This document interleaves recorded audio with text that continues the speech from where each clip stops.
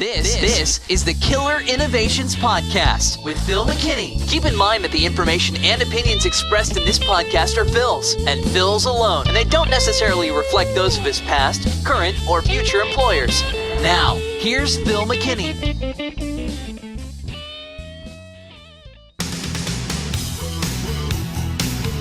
Welcome back. Now it's Bon Jovi. Wow. My pleasure to introduce the next speaker. We'll have two more speakers here before we break for lunch. Our next speaker is Phil McKinney. He's Vice President and CTO at HP. He's CTO for HP's Personal Systems Group. So in this role, he's responsible for long-range strategic planning and R&D for all the company's PC product lines, including mobile devices, notebooks, desktops, and workstations. In addition, he drives the wireless and mobility strategic direction across all HP product lines, as well as HP's involvement in industry standards bodies, ergonomics, and accessibility. If you're interested, also, he has a great blog and podcast site called killerinnovationsoneword.com. And so without further delay, please join me in welcoming Phil to the stage.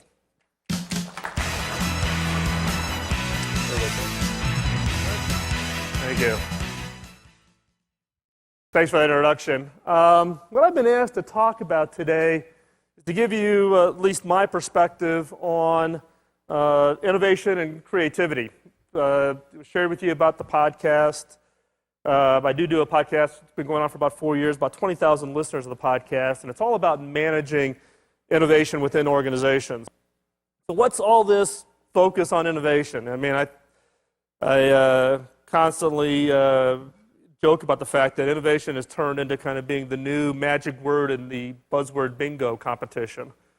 Fully loaded word, not fully appreciated what's really driving it. But when you think about what's happening today, you think about just in the case of market capitalization for public companies. In 1970, about 75% of the market cap was really driven by book value, hard assets, machines, buildings, cash. Today, you fast forward to today, almost 80% of companies' value is in the intangibles. Patents, trade secrets, know-how, the market's perception of an ability for a company to come up with new ideas and come up with new products. So what's happening? We're fundamentally seeing a shift from what we refer to as the knowledge or the information economy to the innovation economy. Value gets determined based on the quality of the ideas being generated, the quality of new products, the quality of new internal processes to make an organization extremely more efficient. And I'll take kind of an extreme position, and I'm hoping that it'll elicit some kind of a reaction, which is the fact that I believe that knowledge is becoming a commodity. You know, we think about, particularly here in North America, with great universities and great education, that we're the center of knowledge, we're the center of the key skills. But let's face it, there are great universities outside of the U.S. Think about this. The equivalent of the National Merit Honor students, the top students in China, the equivalent of the National Merit Honor students in China is more than the total number of students in the U.S. You know, you think about that as far as a fundamental change, as far as where knowledge and where expertise is going to come from. So the challenge being is that innovation is important. The impact of innovation, the impact of being able to take advantage and harness that innovation becomes critically important. So the challenge of innovation for any organization is this ability to innovate while maintaining stability. Innovate while still hitting the quarterly profit numbers and the revenue numbers. But it all comes down to two fundamental things that have to get solved within an organization around innovation. You have to fix two things: the innovation gap and the innovation delay. What's the innovation gap? The insatiable desire for great ideas and the lack of supply. This drive for new products, for new services, for new processes, for new ways of doing business. There's this insatiable desire for ideas, but the pipeline is empty. Likewise, if you do get a good idea and you get the green light, how long does it take to go from that green light to then being able to have that product or service or process in place to have impact on the organization? So the innovation gap, how do you improve the quality? How do you get more ideas in? And then how do you fix what I refer to as the corporate hairball of trying to get innovations through the process? All of the red tape through the whole process. So how does HP think about innovation? We basically look at innovation in 4 buckets. The one is what innovations do we do for HP? Things that you would not normally see, but things that drive efficiencies from a standpoint of overall HP. Secondly is we innovate for our customers. So how do we build new products and new services and make them available to our customers, such as you? Third is what do we do when we innovate with customers? This is what we call co-creation or co-innovation. Some notable projects that you may or may not be aware of, but they're out there and you can actually buy these products, is one called Dreamcolor. This was a co-innovation project done with DreamWorks Animation Studio. So these are the guys who do Shrek and Madagascar, Monsters vs. Aliens. Leonard, who's the CTO at DreamWorks, came and said, hey, we're doing all these developing these movies. We need displays that are highly color accurate. But the only way to do that is with traditional CRT tubes. Nobody makes CRTs anymore. DreamWorks actually has a warehouse in Burbank, California, full of CRTs out of just sheer fear that they're going to run out of CRTs. So the challenge was come up with an entirely new display technology that's more color accurate than a CRT that could replace the CRT tubes that are available. We put together a team in the Innovation Program Office combining our color experts from printing, our display technology, our LED experts from HP Labs, and we developed an entirely new display technology called Dreamcolor. It's now been shipping going on 7 or 8 months. It is the most color accurate display in the market. It is more color accurate than CRT tubes, and in effect replaces all the dependencies that industries have on CRT tubes. And it does this all for about $2,000 for a display. This is the significant part. The closest competitor that was in that space before, the displays were costing $25,000. So more color accurate at 1/10 the cost. That's what we mean by co-innovation and co-creation, working with a customer to solve a very specific problem that has significant impact on the overall industry. And then the last is enabling customers. There's this huge interest in how does HP innovate and how did HP go through on developing certain breakthrough or hit products. And so we actually share this, but don't think you can cookie cutter and just use it within your organization. Methodologies like this are not cookie cutter. You have to adapt them to your own operation and your own business. The real challenge is your corporate culture ready?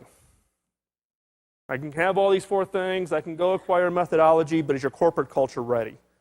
Corporate culture becoming one of the biggest hurdles in the overall organization. One of the key things around corporate culture is your corporate maturity. How mature is your organization when thinking about innovation? First up, what I call a level 1 organization, they just focus on the core. They're just applying incremental changes to the core.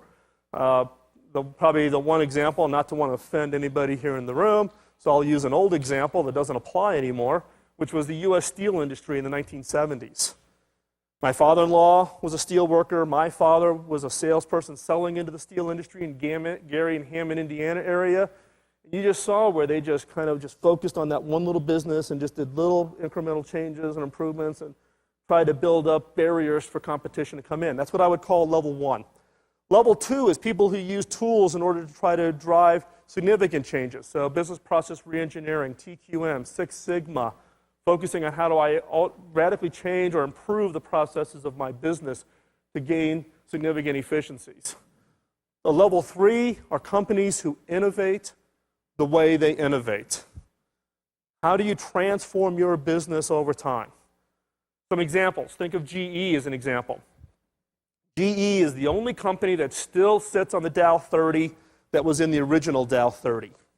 They're the only company still there. They've fallen off twice and been put back on, but they're the only company. Why? Because they've been able to transform themselves through multiple generations of businesses. from where they started to where they're at now, being in radically different businesses. In the case of HP, we started off with Bill and Dave in the garage in the instruments business. Then we became a test and measurement company. Then we became a calculator company. Then we became a mini computer company. Then we became a printer company, a PC company, a mobile phone company. The ability to transform and look at those kinds of new opportunities, coming off of being key that you have the corporate culture and you have a corporate maturity model. Consumers are driving the technology adoption that's happening in the marketplace today. We see it in HP.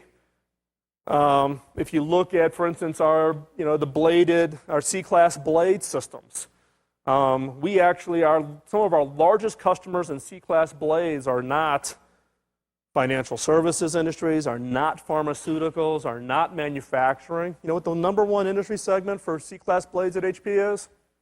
Online gaming. So think of the largest online game infrastructures out there, and they will swamp any IT configurations that you are operating in any of your data centers, bar none. They're driving the performance curve. They're driving the price curve. And so in the case of HP, that's one example where consumerization is driving what you traditionally would think of an enterprise kind of a solution. Likewise, even on our PCs, we delivered Blackbird, high-end PC for the gaming market 2 years ago with liquid cooling. That product was a very limited edition, limited product run. It was putting out some very radical technologies, but now our new workstations have liquid cooling, so we brought that into the mainstream. Consumers driving a lot of what's happening in the technology space. The challenge for you, though, is, guess what? The consumer wants the exact same thing he has at home at work. Consumers are used to being able to have this ability to create their own productivity environment that makes them productive, that makes them creative, yet how does that fit into an overall IT organization which is used to manageability and security and provisioning and cost control, which is the traditional mode of thinking for IT organizations. And this is really going to become a battle. So what is the role of IT to enable innovation? Well, one is obviously the whole issue of how do you align the IT systems for business impact, given that business impact is really driven, by innovation. Just to kind of give you the context on how impactful the innovation piece is. In a recent survey of Fortune 250 CEOs, so this is not CIOs, this is CEOs, first question asked was, how important is innovation to your business and to your company specifically to drive your growth, right? 94% ranked it high or very high as far as its importance. Second question, what's the impact on innovation on your share price? 74% ranked it as high or very high, meaning innovation having direct impact to driving your share price. The third question, how ready or do you have methodologies and processes in place to capitalize on innovation? You know what the percentage was? 35%. So it's critically important to my business. It's critically important to my share price, but I don't know how in the heck I'm going to do it. Only 35% of CEOs have a confidence factor that they have processes and methodologies in place. This is where IT plays a role in enabling what we refer to as the innovation framework. So what is the innovation framework? The innovation management framework basically is structured around the fact that you need four things. You need to have, obviously, a strategy. You need to have systems. You need to have a culture. You need to have an ecosystem.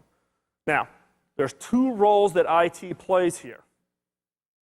One is that if your organization is not what you would refer to as being a highly innovative kind of an organization, meaning your overall business, then transform your own IT organization to be that example. Understand what is needed to transform your IT organization to be innovative. So this applies, these four buckets apply to whether you're an IT organization or to whether you're an overall business. So what are your innovation imperatives? How do you govern innovation? How do you do measures and metrics? Measuring innovation is a tricky problem, right? and I'll just deviate from my planned remarks and give you a little bit of insight at HP. The way public companies are typically measured on innovation, just to give you an example on the metrics problem, is by R&D as a percentage of revenue, right? Well, guess what you find out? It's a bogus metric. It is non-predictive of future success. It has no basis to predict what the success of HP will be if you look at R&D as a percentage of revenue. So what is the right metric? In this case, the right metric for HP is what is the R&D spend impact to gross margin? Theory being is that if I build a better mousetrap that has features that you value as a customer, you will reward me with a margin premium. So if I'm delivering innovations that you don't care about, then you don't pay me the margin premium. So in the case, for every dollar of R&D, how many dollars of margin do I get back, gross margin? Is it 10? Is it 20? Is it 50? Is it 100 to 1? It depends on the product. But that's where you have to get beyond the obvious benchmarks and metrics that everybody else uses. What's the right innovation metric? If you want to change the culture, people work to the measurement. Metric is probably one of the most critical things you can do inside even your own teams, your own organizations, within your overall business, is understanding how to set good innovation metrics if you want to transform the organization. Systems, that's obviously a role for IT to play, but it's more than just having innovation systems and knowledge management and idea management. HP, we have an internal system called Idea Central. Well, that's kind of all motherhood and apple pie.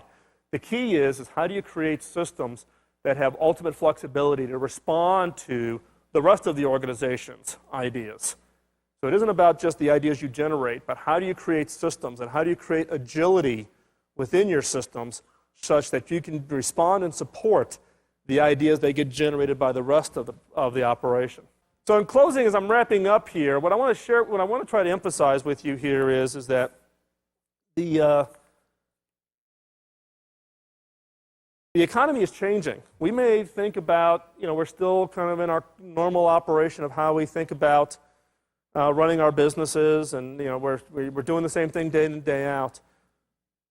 But underlying the fundamental change that's happening is the economy is not changing, not just from the standpoint of the recession that we're in right now.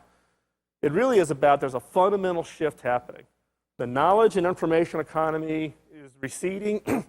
It really is about the innovation or creative economy that is emerging. If you read the press, there's been a bunch of magazines, articles published about this fundamental shift. You may not see it directly within your organization. You may not feel it personally as of yet, but it is coming. And it'll be a bigger change than what we saw in the 50s and 60s and 70s when we saw the transition to an information economy with the advent of technology. This shift that is coming is going to be more impactful, both on individuals and on businesses, than what we've ever seen in the past. The key is how do you prepare yourselves and how do you prepare your organizations to respond?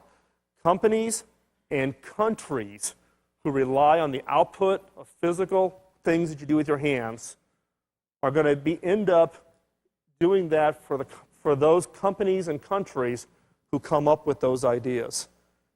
And no part of the world, no region of the world, no culture has an exclusive lock on the ability to create ideas and the ability to create innovations. It happens everywhere and anywhere. So in this point, my point I'm trying to make here is ideas are the new oil, the new gold, the new diamonds, the new what we traditionally would think of as the natural resources. Ideas are becoming the natural resources that are going to drive the economic growth. This is my last slide. You're hearing a lot today from me. You're hearing a lot from all of the other speakers here at the Forrester event. And this is a little bit of a strange switch for me because, albeit I speak at a couple of these events a year, but I always do the flashback to when I was in the CIO role, sitting in the chairs. And you hear lots of ideas. You hear lots of things, being shared up here as part of the speaking activities. But the key is not to take notes and not to write on a piece of paper and stick it in your folder. Believe me, I know what happens. Then you get back to the office, other things happen. What do you do to execute against them? What do you do to drive change? So what I'm going to give you then really is a couple of things, actionable ideas for you to take back to your organization when you go back to your job, sit down at your desk whenever you happen to travel back. One is commit to establishing some form of innovation framework within your IT organization. Don't try to boil the ocean and take on your executives and your board of directors. Focus on what you can have impact. Identify and implement that innovation framework just on your own IT programs. One activity you can do to help establish an innovation framework is change your spend approach. So I hear the whining of, oh, we've got all these commitments, we've got these systems in place, we've got these programs in place. To innovate, you have to have money. You got to be able to make investments. You need to shift that R&D spend. You may think you're locked in, there's no way to free up dollars. You can. It's hard. You have to make the hard call. That's what we all get paid for, is to make the hard decisions. But fundamentally shifting that R&D spend is what freed up dollars for us to make the investments to go create the innovations and create the new products, such as the Vivian Tam Mini, the Voodoo NV133, the thinnest notebook in the world, today, Blackbird, Dreamcolor displays. All these innovations resulted from the fact of fundamentally changing how we spent the money, not the total dollars spent. Believe me, I sat in your chair where I've got 90% of my dollars are stuck in maintenance fees and support fees and supporting current legacy. And every year I got more requests for IT projects than I could do with both resources and dollars. You got the tools. You just need to apply the tools. Think about applying the tools differently. And the last idea, real quick, so we can get to some questions, is find those innovation champions within your IT organization. How do you find the innovation champion? They are probably the most annoying person in your organization. They're the ones who are in your face. You're walking down the hall. They're literally, what I refer to as they're standing on your desk with their hair on fire, right? Because they're come hell or high water, they've got the idea that's going to transform the business. You know something? Maybe they don't have the communication skills. Maybe they haven't fully thought it out. But don't brush them off. Passion is one of the key things you need to transform both creating an innovation culture within your teams and creating an innovation culture within your organization. Passion, give me passion. I can ramp management around. I could get maturity, get some executives to help these people. But when I look at every project that's been successful at HP, that we've come out with fundamentally new products, it's having that innovation champion, that person that is extremely passionate. And again, the easiest way to find them is it's that annoying person that you tend to see in the hallway, and you find some other way to walk to try to get away from them. My recommendation is find those innovation champions, nurture them, protect them, give them the tools they need, build a wall around them because you probably don't want them talking to your boss, But those are the passion is what is key, is one of the things. So again, establish your innovation framework, relook at your spend, and find those champions. You get a couple of those champions together with a couple of early ideas, then you can be the organization that transforms the rest of your business when they think about innovation. If IT can step up and come up with new creative ways of looking at projects, looking at ideas to solve business problems through IT, through the process of freeing up dollars, you're not going to the CFO and asking for a big bump to do the special project. You find a way to do it within your spend. That's where value gets created back to the organization, and that's where I think IT can help transform and create the innovation for the overall business. With that, thank you very much.